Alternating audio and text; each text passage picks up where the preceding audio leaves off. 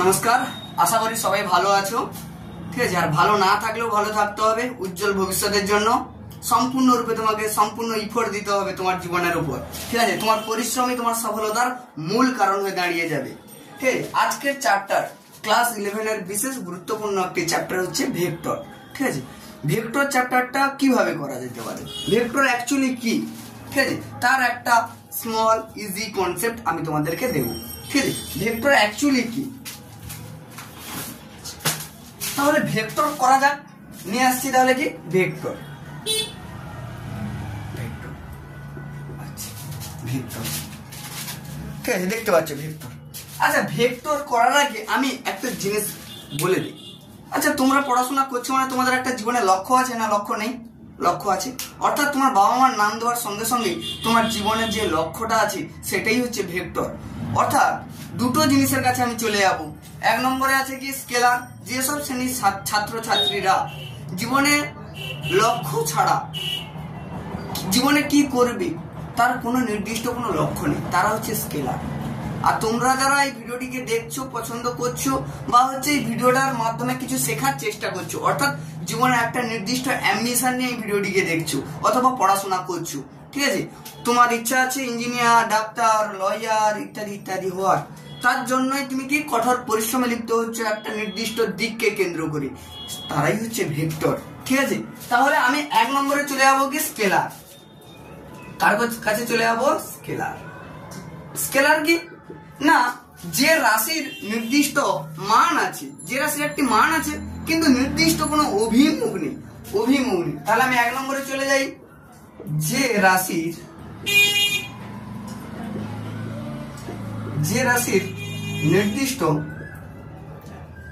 মান আছে কিন্তু কোনো অভিমুখ নেই,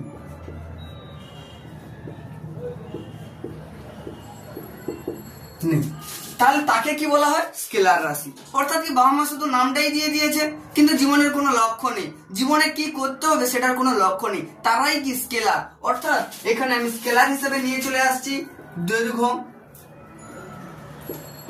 ভর, সময়, এই তিনটি মৌলিক রাশিকে আমি ভেক্টর স্কেলার হিসেবে ধরবো। ঠিক আছে, অর্থাৎ ধরো আমি স্কেলার রাশির একটা নির্দিষ্ট উদাহরণ দিয়ে দিচ্ছি। দেখো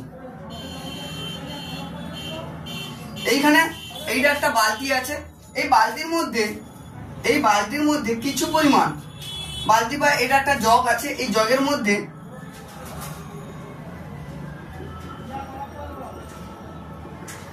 তুমি প্রথমে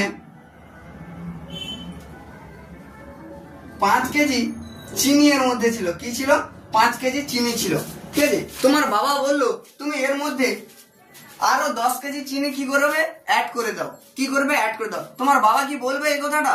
তোমার বাবা কি বা তোমার মা কি বলবে এই কথাটা যে বাবু তুমি পূর্ব দিক থেকে 10 কেজি চিনি ওর মধ্যে ঢেলে দাও, পশ্চিম দিক থেকে 10 কেজি চিনি ওর মধ্যে ঢেলে দাও, উত্তর দক্ষিণ দিক থেকে 10 কেজি চিনি ঢেলে দাও? বলবে এটা?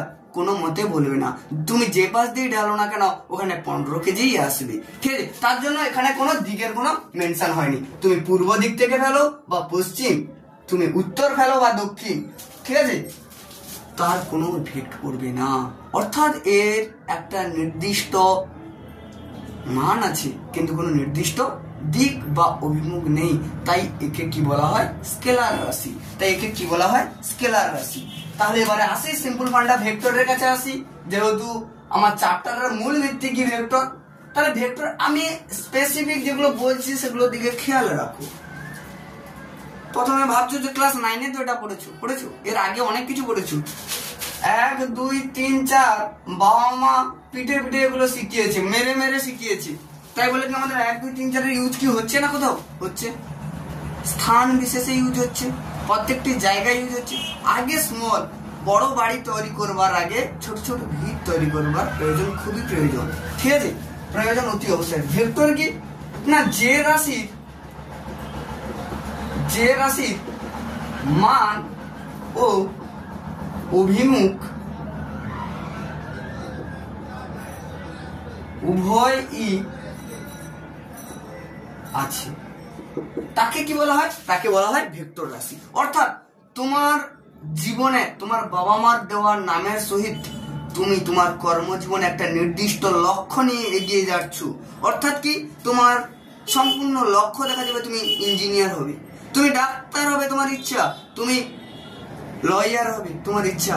অর্থাৎ তোমার জীবনে একটা নির্দিষ্ট লক্ষ্য অর্থাৎ দিককে নির্দেশ করছে, সেটাই কি ভেক্টর রাশি। অর্থাৎ ভেক্টর রাশির ক্ষেত্রে আমি উদাহরণে নিয়ে আসতে পারি বেগ,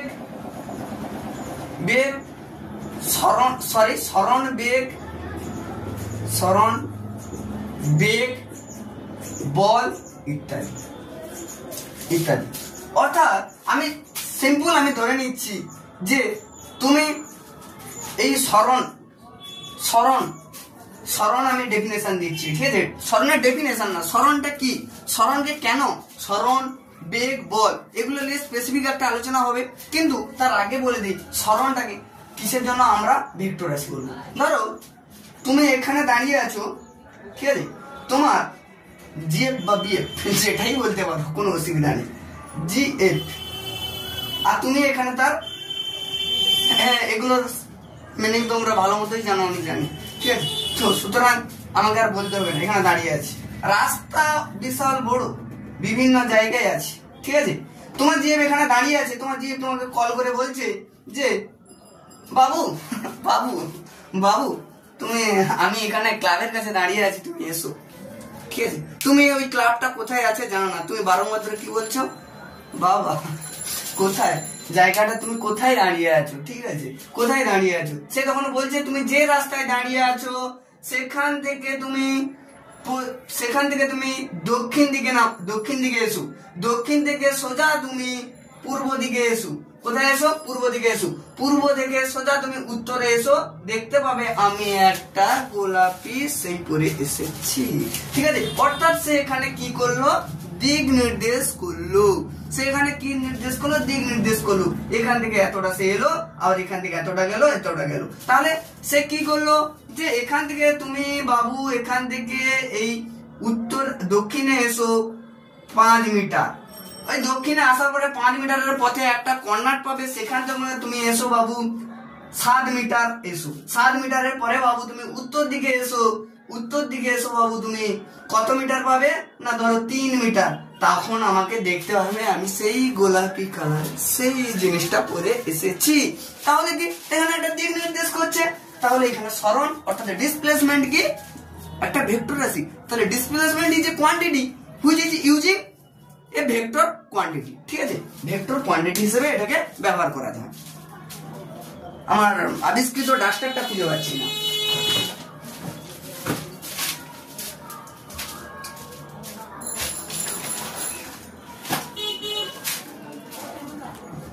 ঠিক আছে? আপাতত রুমালটা দিয়ে কাজ চালিয়ে দিচ্ছি, ঠিক আছে? দেখতে থাকো, বুঝে দিচ্ছি এটা।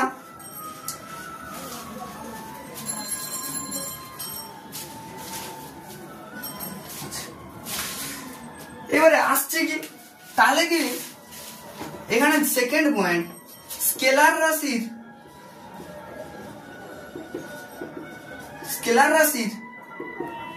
সংযোজন বা বিয়োজন, স্কেলার রাশির সংযোজন বা বিয়োজন, স্কেলার রাশির সংযোজন বা বিয়োজন সাধারণ বীজগাণিতিক নিয়ম অনুসারে ঘটে। কি অনুসারে ঘটে? সাধারণ বীজগাণিতিক নিয়ম অনুসারে ঘটে, নিয়ম অনুসারে ঘটে। কিন্তু সাধারণ বীজগাণিতিক নিয়ম অনুসারে ঘটে, কিন্তু ভেক্টর রাশির সংযোজন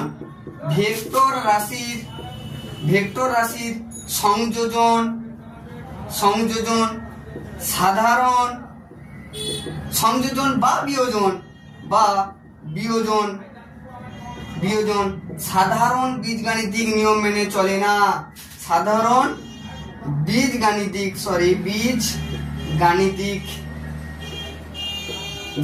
নিয়ম মেনে চলে না। What is this funda of this point? ঠিক আছে, এই পয়েন্টের কি ব্যাপার কি আছে বাবু? না স্কেলার রাশির সংযোজন বা বিয়োজন সাধারণ বীজগাণিতিক নিয়ম মেনে চলে না। কিছু সময় আগেই বলেছিলাম, তোমার বাবা তোমাকে একটা ফ্লাক্স দিল, এই ফ্লাক্সের মধ্যে তোমার আগে থেকে 5 কেজি চিনি ছিল। কি ছিল? 5 কেজি চিনি ছিল।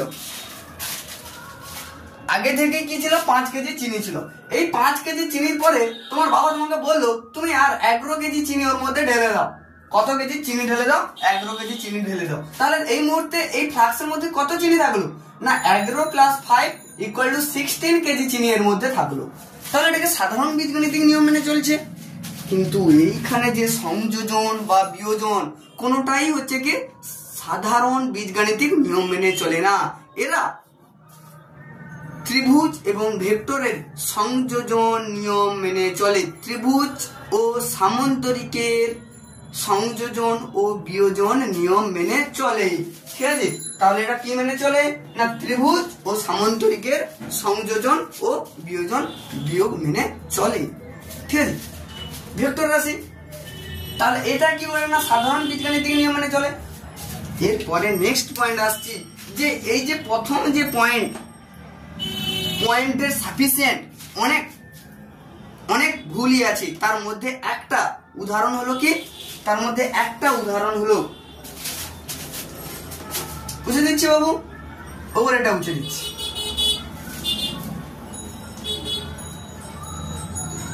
দেখো বাবু, যদি পৃথিবীতে সবাই যদি সৎ মানুষ থাকতো তাহলে পৃথিবীতে এত আবর্জনা সৃষ্টি হতো না। সুতরাং প্রতিটি ফিল্ডেই ব্যতিক্রম মানুষ আছে। 3 নম্বর পয়েন্টে লিখতে পারি, এমনও কিছু স্কেলার রাশি আছে, এমনও কিছু স্কেলার রাশি আছে যাদের মান ও অভিমুখ উভয়ই আছে।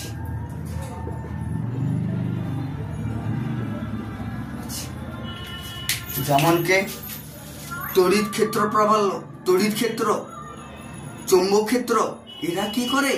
না এদের কি মান আছে এবং অভিমুখ উভয়ই আছে। কিন্তু কেন এদেরকে স্কেলার রাশি বলা হয় সেটাও ডিপেন্ড করছে। আমি একজন মানুষ, সমস্ত কিছু জিনিস ভালো, কিন্তু যে কোনো একটা জিনিস তো খারাপ আছে অতি অবশ্য না বাবু, আছে। কেননা এরা এই যে, তাহলে কে? না তড়িৎ ক্ষেত্র ও চৌম্বক ক্ষেত্র,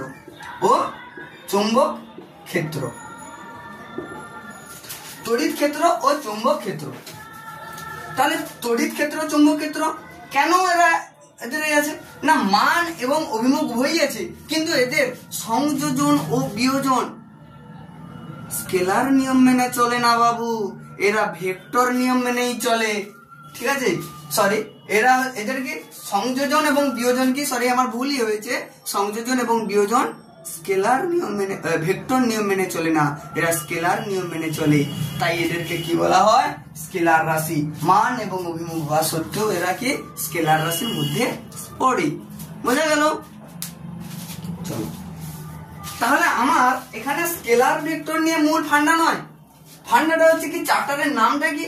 চ্যাপ্টারের নাম হচ্ছে ভেক্টর। ঠিক আছে, তাহলে আমি ভেক্টর রাশিকে তো আমি কি, ভেক্টর রাশি বলতে কি বোঝো সেটা তো বুঝে গেলে তোমরা।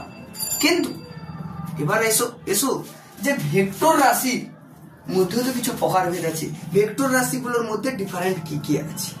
তাহলে ভেক্টর রাশির মান এবং অভিমুখ এবং তার অবস্থানের উপর ভিত্তি করে ভেক্টর রাশিকে কয়েকটি শ্রেণীতে ভাগ করা হয়েছে। কিসের উপর ভিত্তি করে ভাগ করা হয়েছে? মান, অভিমুখ এবং তার দিকের ভিত্তিতে, তার অবস্থানের ভিত্তিতে ভেক্টর রাশিকে কয়েকটি শ্রেণীতে ভাগ করা হয়েছে। ঠিক আছে, তাহলে কি ক্লাসিফিকেশন অফ ভেক্টর কোয়ান্টিটিজ, বা আমি প্রথম এ করে দিই classification of vectors, classification of vectors.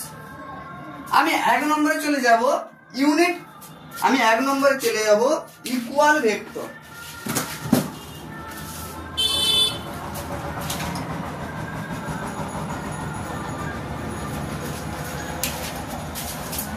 নম্বরে চলে যাবো কি সমান ভেক্টর বা কি ইকুয়াল ভেক্টর। দেখো সমান ভেক্টর বা ইকুয়াল ভেক্টর কি, দেখো এখানে কিন্তু দুজনের ভিতরে তুলনা করা হবে। যদি দুটি ভেক্টরের মান এবং অভিমুখ উভয়ই সমান হয়, যদি দুটি ভেক্টরের মান এবং অভিমুখ, যদি দুটি ভেক্টরের মান ও অভিমুখ উভয়ই সমান হয়,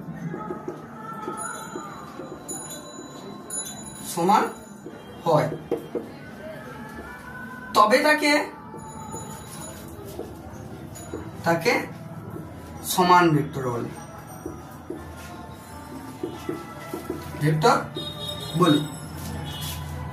If two vectors magnitude and directions are same, if two vectors magnitude and directions are same, then called say equal vector. If two vectors magnitude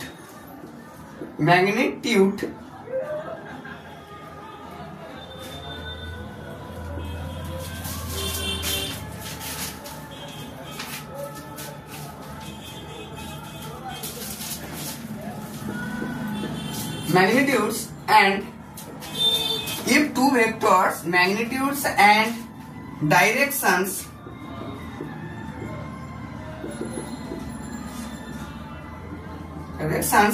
are same,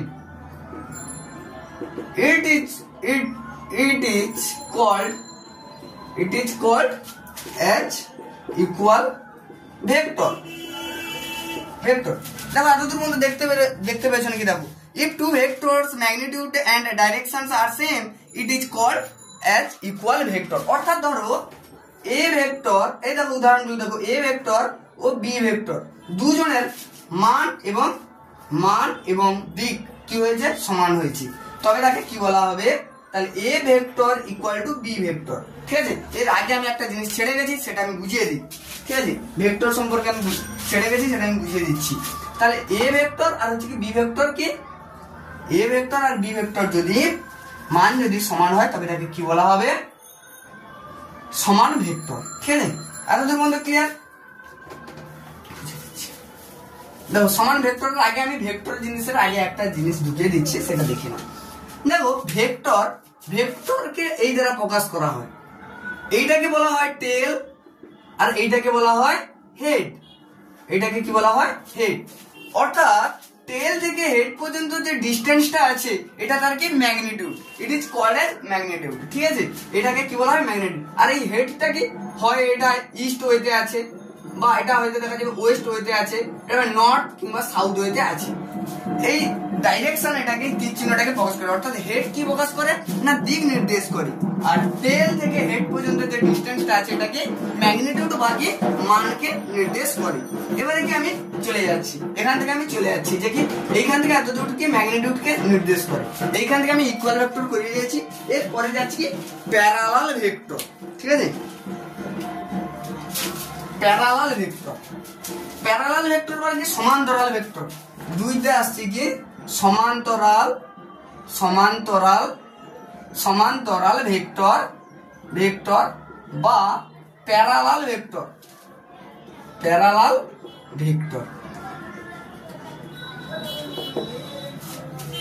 দেখো দুটি ভেক্টর রাশি যদি পরস্পর সমান্তরাল হয়, মান এবং অভিমুখ যদি সমান্তরাল হয়, ঠিক আছে, সমান্তরাল হয়, মান এবং অভিমুখ, মান একই হতে পারে, নাও হতে পারে। যদি দুটি ভেক্টরের অভিমুখ যদি সমান হয়, অর্থাৎ কি ধরো a ভেক্টর এইদিকে যাচ্ছে, আবার b ভেক্টরও এইদিকে যাচ্ছে, তবে তাকে কি বলা হবে, তবে তাকে বলা হবে কি যে পরস্পরের সমান্তরাল ভেক্টর, অর্থাৎ a vector parallel b vector বলা যেতে পারে। এবার দেখো a ভেক্টর আর আর বি ভেক্টরের ম্যাগনিটিউড একই হতেও পারে আবার কি নাও হতে পারে। অর্থাৎ a vector equal to b vector or a vector not equal to b vector হতেও পারে আবার কি নাও হতে পারে, সেটা নিয়ে বড় ব্যাপার নয়। কিন্তু যদি দিক যদি একই দিকে থাকে এদেরকে কি বলা হবে, সমান্তরাল ভেক্টর। ঠিক আছে। If two vectors have same direction, if two vectors have same direction, if two vectors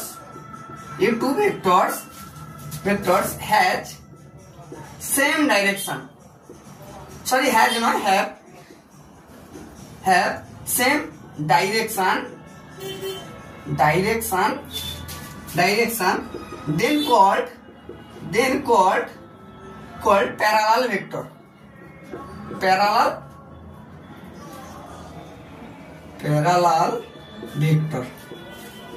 বুঝতে পেরেছো? যদি দুটি ভেক্টরের ডাইরেকশন যদি একই হয় তবে তাদেরকে কি বলা হবে, প্যারালাল ভেক্টর। অর্থাৎ ধরো তোমার দুই বন্ধু বা বান্ধবী, দুজনেরই ঘর থেকে দুজনের ঘরের ডিস্টেন্সটা একই, কিন্তু দুজনের রাস্তা আলাদা, দুজনের কি রাস্তা আলাদা, তাহলে দুজনকে আলাদা রাস্তা দিয়েই যাবে দুজন, তাহলে দুজন আলাদা, এ রাস্তা দিয়ে যাচ্ছে, তুমি বি রাস্তা দিয়ে যাচ্ছ, কিন্তু দুজন কেউ কাউকে ক্রস করতে পারছো না। ঠিক আছে, এটাই হচ্ছে কি পরস্পরের কি প্যারালাল ভেক্টর। এবারে এ ভেক্টর আর বি ভেক্টরের মান একইও হতে পারে আবার নাও হতে পারে। ঠিক আছে, এত পর্যন্ত বুঝতে পারলে। এবারে কি অ্যান্টি ভেক্টর, অ্যান্টি ভেক্টর নয়, অ্যান্টি প্যারালাল ভেক্টর। ঠিক আছে,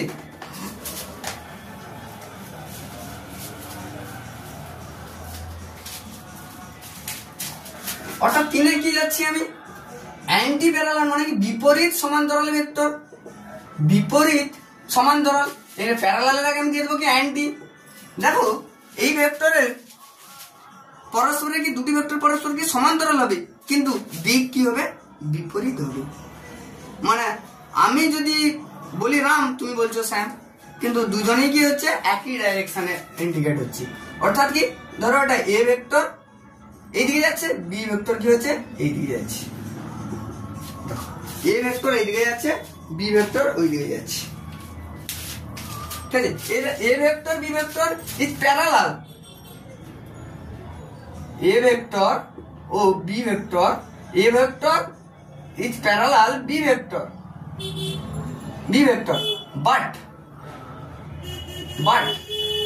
but anti direction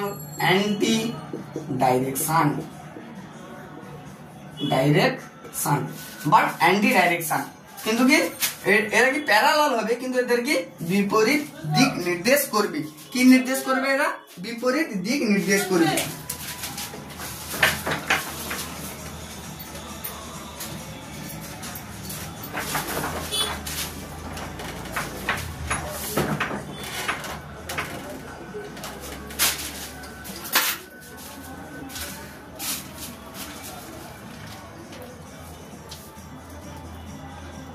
এদের মধ্যে বুঝতে পেরেছো হ্যাঁ কি না, দেখো এদের মধ্যে বুঝতে পেরেছো কিনা।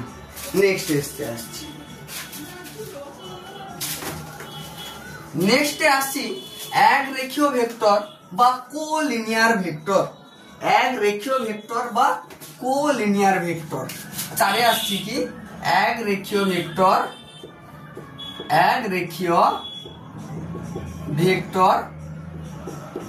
বা এটাকে বলা হয় কোলিনিয়ার ভেক্টর। এটাকে কি বলা হয়, কোলিনিয়ার ভেক্টর। এক রেখীয় ভেক্টর বা কোলিনিয়ার ভেক্টর বলতে কি হচ্ছে, যদি দুটি ভেক্টর একই সরলরেখায় অবস্থান করে, যদি দুটি ভেক্টর একই সমান সরলরেখায় অবস্থান করে তাকে কি বলা হবে, এক রেখীয় ভেক্টর বা কোলিনিয়ার ভেক্টর।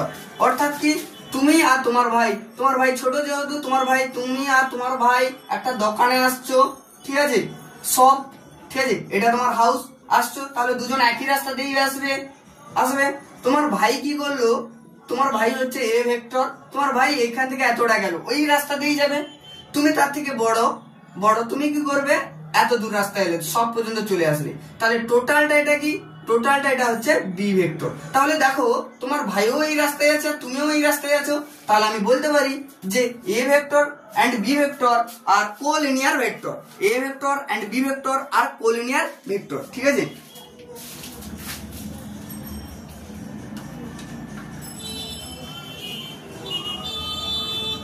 দেখো আমি এখানে সংজ্ঞা হিসেবে দিচ্ছি দেখো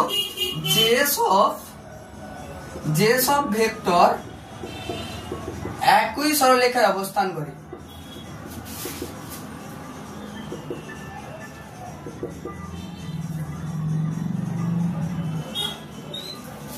যেসব ভেক্টর একই সরলরেখায় অবস্থান করে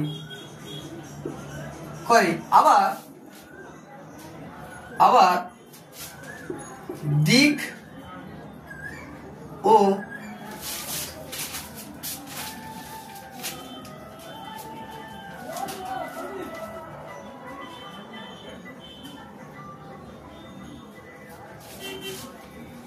দিক সমান ও বিপরীত হতে পারে, সমান ও বিপরীত হতে পারে, তাকে একরেখীয় ভেক্টর বলে। তাকে একরেখীয় ভেক্টর বলে। অর্থাৎ কি, if two vectors are situated in one line, if two vectors are situated in one line, then called as collinear vector, then called as collinear vector. If two vectors are situated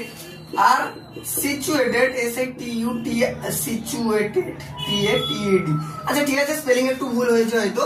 if two vectors are situated in one line and their direction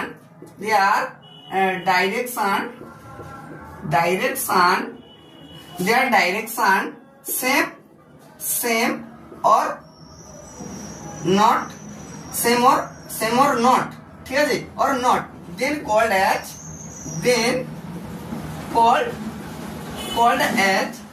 collinear vector,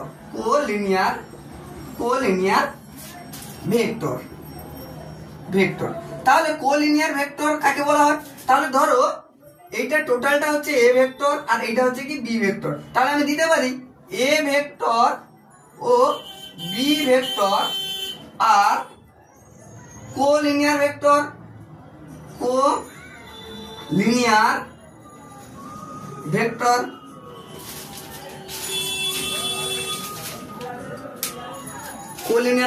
এত পর্যন্ত বুঝতে পেরেছো কিনা দেখো, এত পর্যন্ত বুঝতে পেরেছো?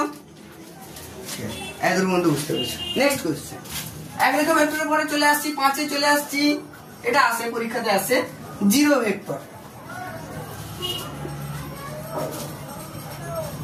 ভেক্টর, তাই তো? আসছে কি জিরো ভেক্টর, 5-এ আসছে কি জিরো ভেক্টর বা শূন্য ভেক্টর, এটাকে বলা হয় ভেক্টর অথবা শূন্য ভেক্টর। জিরো ভেক্টর বা শূন্য ভেক্টর কি? দেখো যেসব ভেক্টরের মান কি শূন্য, যেসব ভেক্টরের লব্ধির মান শূন্য, যেসব ভেক্টরের লব্ধির মান কি শূন্য,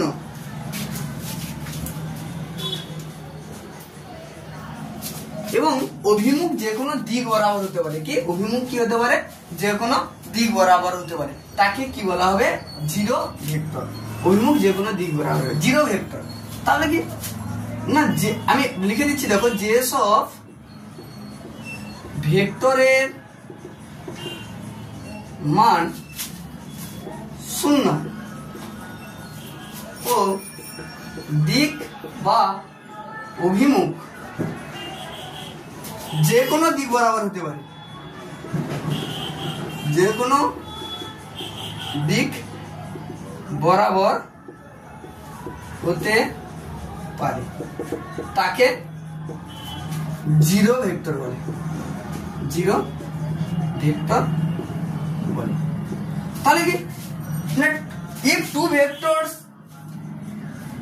vectors বা if which vector magnitude is zero, which vector magnitude is zero, then it is called as zero vector, ঠিক আছে? তাহলে যদি কোন ভেক্টরের মান, ধরো এ ভেক্টর থেকে এ ভেক্টর বিয়োগ করছো, তাহলে কি ভেক্টর হবে? Zero vector. এটাই হচ্ছে কি জিরো ভেক্টরের ডেফিনেশন।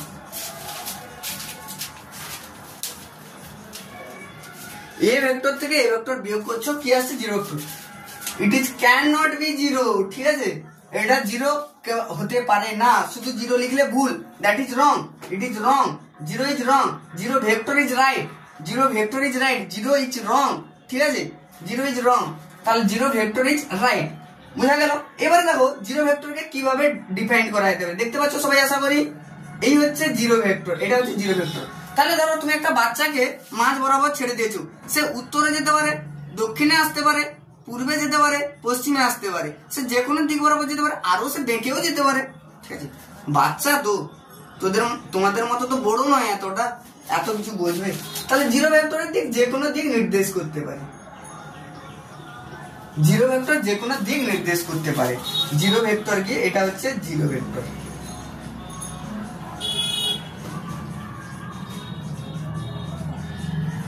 এটাই হচ্ছে কি জিরো ভেক্টর, বোঝা গেল?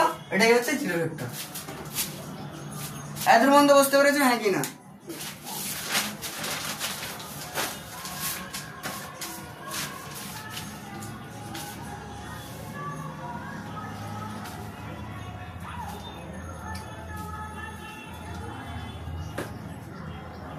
বুঝতে পেরেছো? নেক্সট এরপরে আসছি কি, আচ্ছা এই জিরো ভেক্টরের আর একটা নাম আছে, জিরো ভেক্টর। এই জিরো ভেক্টরকে নাল ভেক্টর বলা হয়, নাল ভেক্টর, ঠিক আছে? নাল ভেক্টর বলা হয়, বোঝা গেল? জিরো ভেক্টরকে কি ভেক্টর বলা হয়? নাল ভেক্টর বলা হয়। এরপরে আসছে কি একক ভেক্টর। 6 আসছে কি একক vector.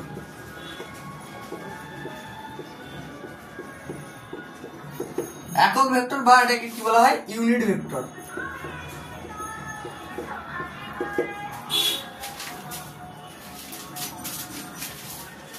If vectors is divided on magnitude, তার নিজের ম্যাগনিটিউড দ্বারা, বাই ওন ম্যাগনিটিউড, তার নিজের মান দ্বারা যদি ভাগ করা হয়, তাহলে তাকে কি বলা হয়? সেই ভাগফলটাকে কি বলা হয়? একক ভেক্টর। তার ভাগফলটাকে কি বলা হয়? একক ভেক্টর। তাহলে কি কোনো ভেক্টরকে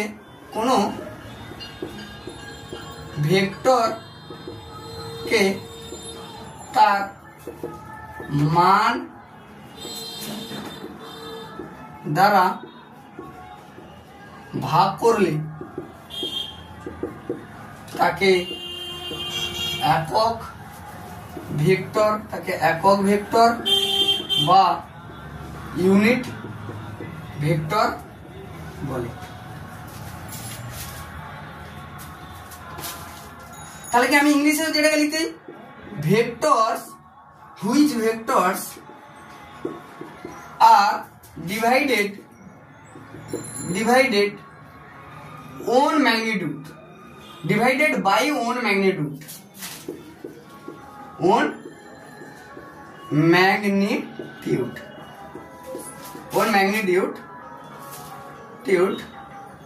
that is called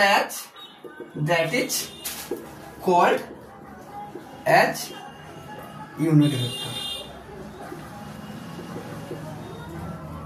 That is called as কি ইউনিট ভেক্টর বলা হয়। তাকে কি না কোনো ভেক্টরকে তার মান দ্বারা, মান বা তার পরম মান বলা যেতে পারে, পরম মান দ্বারা ভাগ করলে তাকে একক ভেক্টর বলা হয়, ঠিক আছে? এবারে জিনিসটা কি সেটাকে বোঝাটাই হচ্ছে সবচেয়ে বড় ব্যাপার, ঠিক আছে?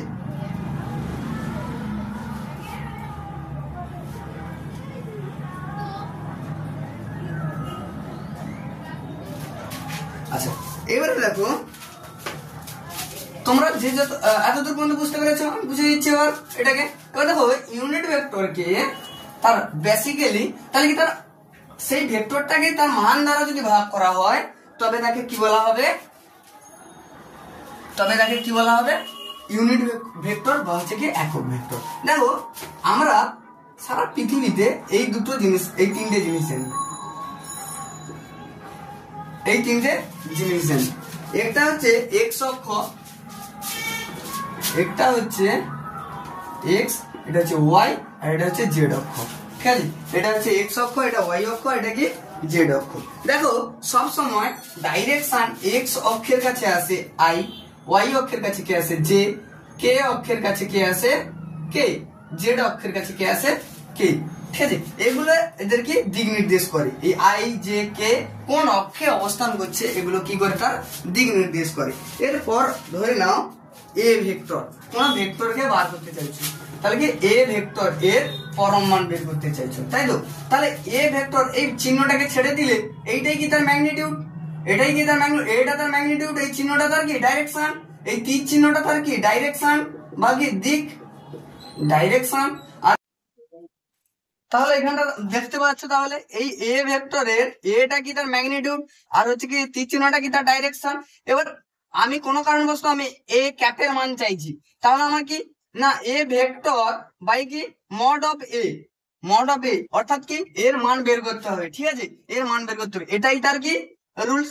যদি এখানে বলে পি ক্যাপের মান বের করো, তাহলে কি পি ভেক্টর নিতে হবে আর পি ভেক্টরের মানটা বের করতে হবে, মড অফ পি। ঠিক আছে, ধরো তোমার কাছে সি ক্যাপের মান চাইছে বা সি ক্যাপ অর্থাৎ কি একক ভেক্টরের মান চাইছি, তাহলে কি তুমি সি ভেক্টর বাই ওই ভেক্টরের পরম মান দ্বারা ভাগ করবে, c cap mod of c দ্বারা ভাগ করবে। ঠিক আছে, বুঝতে পেরেছো, মড অফ সি দ্বারা ভাগ করবে। তাহলে ওখান থেকে আমরা পেয়ে গেলাম কি একক ভেক্টর। আচ্ছা, আমি এবারে কিভাবে আমি এবার কিভাবে